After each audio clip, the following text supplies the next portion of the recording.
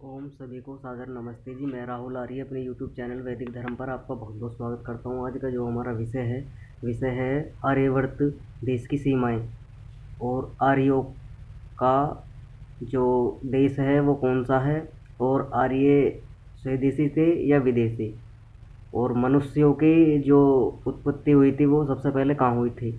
तो इसी पर हम चर्चा करेंगे। कल कुछ जो हम कल कक्षा ले रहे थे उसमें धर्म के ऊपर, तो धर्म के तो हमने विस्तार से चर्चा कर ली थी, लेकिन कुछ कारणवश थोड़ी उसमें छूट हो गई थी, थोड़ा रह गया था उसमें विषय। तो उसको आज हम पूरा करते हैं कि हमारा धर्म क्या है। तो सबसे पहले मैं बता दूं आपको, जो लोग अपने आप को हिंदुओं में एक धारणा बनी हुई है कि हम हिंदू हैं, तो सबसे पहले वो अपने आप को हिंदू कहना बंद कर दें, क्योंकि हिंदू शब्द जो है वो मुग़लों का दिया हुआ है।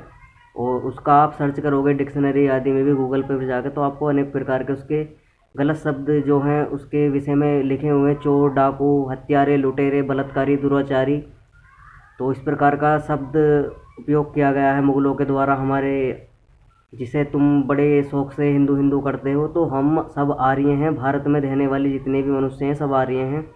तो आर्य आर्य कहते हैं श्रेष्ठ और विद्वान को। जो धार्मिक है, श्रेष्ठ विद्वान है, वेदों का पढ़ने पढ़ाने वाला है और वर्ण व्यवस्था में चलने वाला है, उसे आर्य कहते हैं।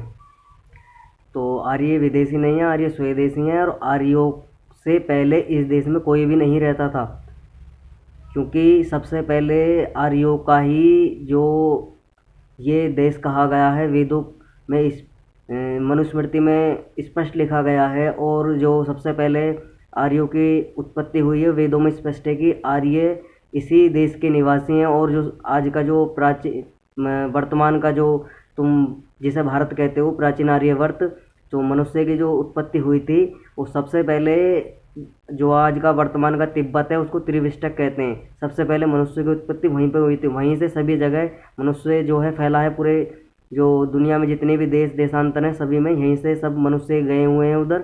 जितने भी देशों में आप तरह तरह की जितने भी आप मनुष्यों की प्रजातियां देख रहे हैं, तो ये पर्यावरण के कारण और जो भूगोल, जो वहाँ का वायु के जो वहाँ का वातावरण है उसके कारण से थोड़ा जो वेशभूषा में बदलाव है। लेकिन सारी मनुष्य की जो प्रजातियाँ जितनी भी यहाँ से निकली हुई हैं, तिब्बती हो, चीनी हो, जापानीज हो, यूरोपियन हो, जितने भी अफ्रीकन हो, सब यहीं से निकले हुए हैं। तो जिस प्रकार जलवायु जहाँ की होती है मनुष्य, उसी प्रकार से जो वहाँ का खान पीन है, उसी प्रकार से मनुष्य का शरीर का जो निर्माण है उसी प्रकार से होता है। जैसे वहाँ का वातावरण होता है, जैसी वहाँ की जलवायु होती है, जैसा वहाँ का जो है पर्यावरण है। तो लेकिन मनुष्य की जो उत्पत्ति हुई थी वो सबसे पहले यहीं भारत के अंदर, जो आज का वर्तमान का तिब्बत है, जो चीन ने अपने अधिकृत कर रखा है, त्रिविष्टक उसे बोला जाता था प्राचीन भारत में। तो सबसे पहले मनुष्य की उत्पत्ति यहीं से हुई थी।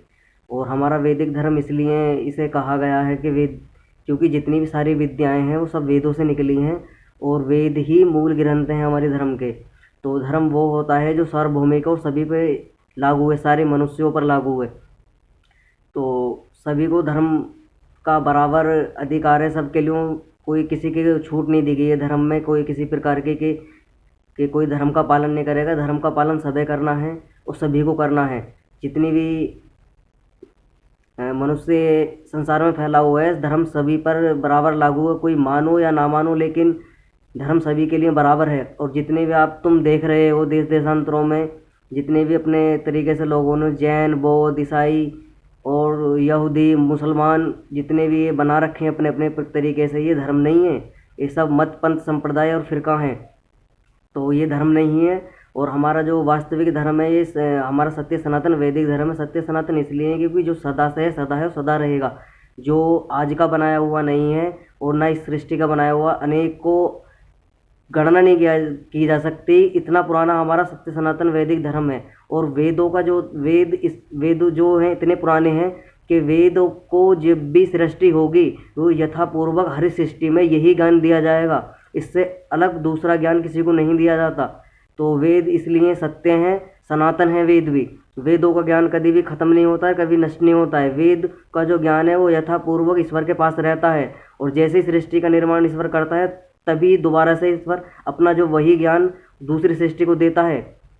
तो हमारा जो इसलिए हमारा वैदिक जो धर्म है वो वैदिक धर्म है, और वेद हमारे धर्म ग्रंथ हैं, मूल ग्रंथ हैं। सारी विद्याएं इसी में से निकली हैं, और सभी का ज्ञान विज्ञान, सूर्य चंद्रमा नक्षत्र तारे ग्रहमंडल पूरे ब्रह्मांड का जितना भी ज्ञान विज्ञान है सब वेदों में है। सारी विद्याएं मनुष्य का A to Z जो जितना भी मनुष्य के लिए उपयोगी ज्ञान है वो सारा वेदों में है।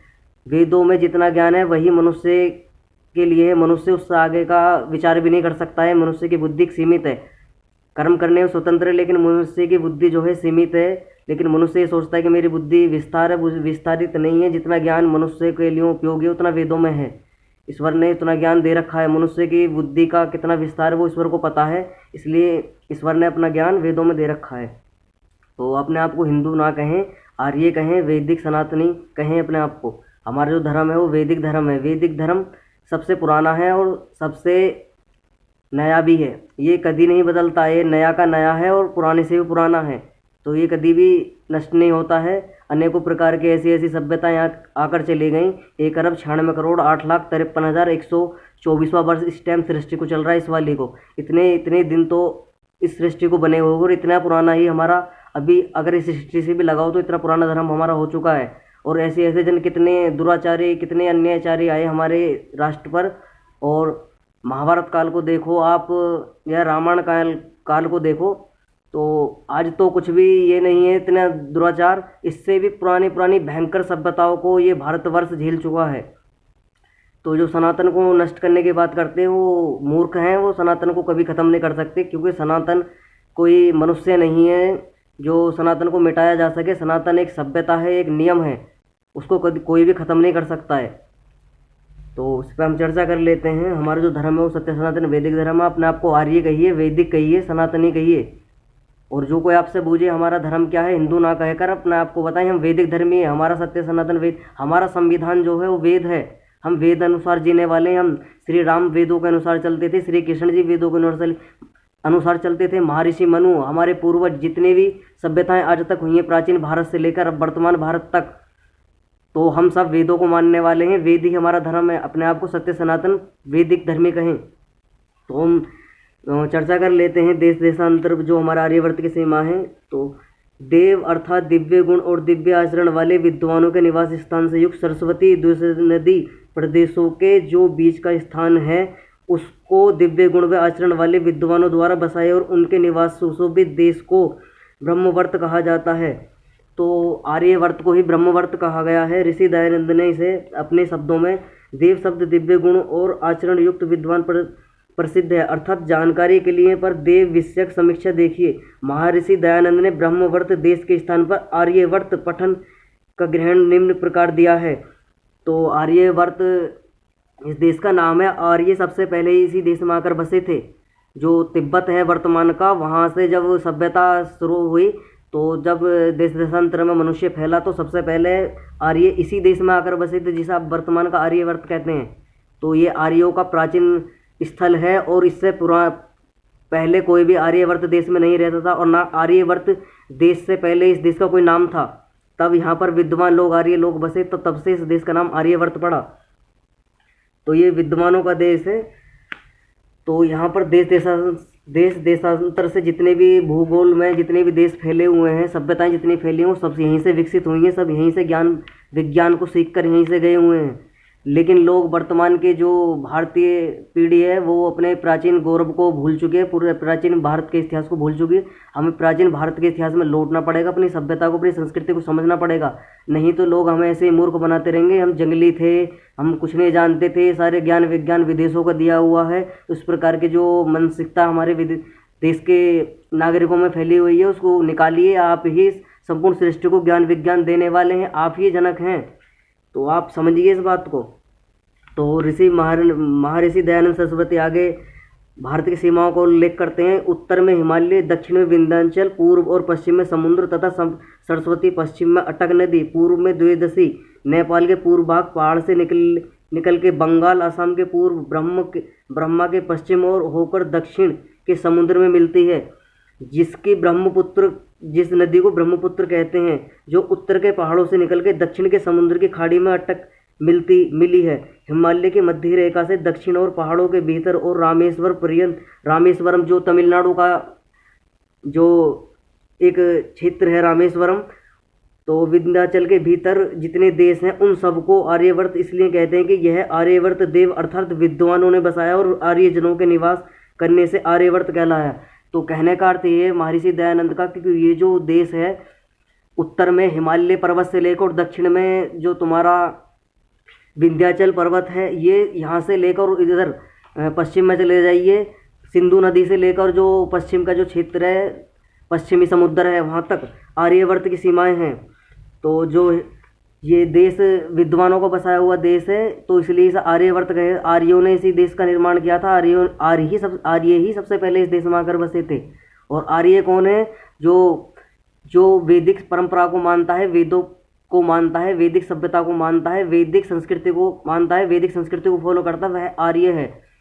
और आर्य कौन है? ब्राह्मण, क्षत्रिय, वैश्य और शूद्र, ये सब आर्य हैं। और जितने भी इनसे अलग जितने भी हैं सब मनुष्य, जो दस्यु कहा गया है, जो राक्षसी प्रवृत्ति के हैं, जो मांस भक्षण, शराब आदि और नशे पदार्थ आदि इत्यादि का भक्षण करते हैं, वो इन्हीं में से ही निकले हुए हैं, आर्यों में से ही, जिन्होंने इस प्रकार के कार्य को अपने अंदर ग्रहण किया, नशे पत्ते को और दुराचार मांसाहार को ग्रहण कर लिया। उन्हें समाज से बहिष्कृत कर दिया गया आर्यों के द्वारा कि ये लोग हमारी सभ्यता को नष्ट करने वाले हैं, सभ्यता को खराब करने वाले हैं, इसलिए इन्हें सभ्यता में रहने का, हमारे समाज के अंदर आर्यों के अंदर रहने का अधिकार नहीं है, इन्हें बहिष्कृत करो, इनको अलग देश में भेजो यहाँ से। ये हमारे यहाँ रहेंगे तो जो आने वाली हमारी पीढ़ियाँ हैं, जो हमारे संतान हैं, उन पर भी बुरा असर पड़ेगा। इसलिए आर्यों ने उन्हें अलग देशांतरों में विभाजित कर दिया यहाँ से, जिससे उनका असर हमारे जो आर्य हैं विद्वान लोगों पर ना पड़े। जो मूर्ख आदि हैं उनको दस्यु कहा गया है। तो उस ब्रह्मवर्त तो आगे मंत्र लिखता है, तस्मिन् देशे आचार परमो पराक्रमकृते वर्णाना संतरलाना सा सदाचार उच्यते। तो मंत्र का कहने का अर्थ ये है कि जितने भी देशांतरों में जितने भी देश फैले हैं, उस सब ब्रह्मवर्त देश में वर्णों और आश्रमों जो परंपरागत अर्थात वेदों के प्रारंभ से लेकर उत्तरोत्तर क्रम से प्रचलित जो वेद शास्त्रों का आचार है, सदाचार है, उनको ग्रहण करें। देशांतर से जितनी भी सभ्यताएं फैली हुई हैं भारत के अंदर आएँ और वर्णाश्रम और आश्रमों की शिक्षा ग्रहण करें, अपने जीवन को उज्जवल बनाएं, विद्वान बने। और इसी को आगे महर्षि दयानंद ने अपने 70 प्रकर्ष के अंदर इस प्रकार वर्णन किया है कि सदाचार और सदाचार के रूप में परिभाषित किया है, जबकि वर्ण संकरों के आचार को मनुस्मृति में सदाचार के अंतर्गत नहीं माना जाता। तो आगे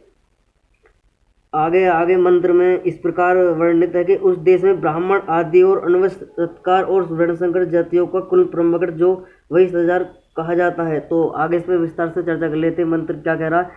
अर्थ आश्रम ही करना चाहिए। मनुस्मृति का प्रतिपादित विषयों और वर्णों आश्रमों में धर्मों का वर्णन करना ही है। वही प्रतिपादित विषयों से विभिन्न विषयों को लक्षण के अंतर्गत। तो मंत्र ये कह रहा है कि जितने भी देशांतरों में मनुष्य फैले हुए हैं वो सब ब्रह्म देश में आए, यानी आर्यवर्त में आए और अपने चरित्र का निर्माण करें। देशांतर जितने भी मनुष्य की सभ्यताएं फैली हुई हैं वो ज्ञान विज्ञान को अर्जित करें और अपने जितने भी तुम्हारे देशांतरों में जो तुम्हारी सभ्यताएं उनको विकसित करें। तो आगे सारे संसार के विद्वानों को चरित्र की शिक्षा लेने के लिए ब्रह्म देश में आना चाहिए। इसी ब्रह्मवर्त देश ब्राह्मण वर्णस्थ विद्वानों के सानिध्य में रहकर इसी ब्रह्म देश में यानी ब्रह्मवर्त आर्यवर्त देश में जो पूर्ण विद्वान हैं, ब्राह्मण हैं, उनके अधीन होकर अपने चरित्र का निर्माण करें और वेदों की शिक्षा को ग्रहण करें, अपने आचरण का सुधार करें। पृथ्वी पर रहने वाले सभी मनुष्य, तो स्पष्ट कहा गया है कि ब्रह्म देश यानी आर्यवर्त में संपूर्ण जितने भी पृथ्वी पर रहने वाले मनुष्य हैं सबको ब्रह्म देश से शिक्षा लेनी अनिवार्य है, यानी आर्यवर्त से अपने शिक्षा लेनी अनिवार्य है। वर्ण और लिंग आधारित भेदभाव के और स्पष्ट कहा है किसी के साथ में भेदभाव नहीं किया जाएगा, न लिंग के आधार पर, न जाति के आधार पर, न वर्णों के आधार पर। किसी भी प्रकार का स्त्री और पुरुष सबको वेद पढ़ने का अधिकार है, सबको ब्रह्मवर्त के अंदर रहने का अधिकार है और सब पूर्ण विद्वान बनने का। जो लोग ये कहते हैं कि स्त्री को वेद पढ़ने का अधिकार नहीं, गायत्री मंत्र पढ़ने का अधिकार नहीं, तो स्पष्ट महर्षि मनु कहते हैं कि स्त्री भी पढ़ सकती हैं और स्त्री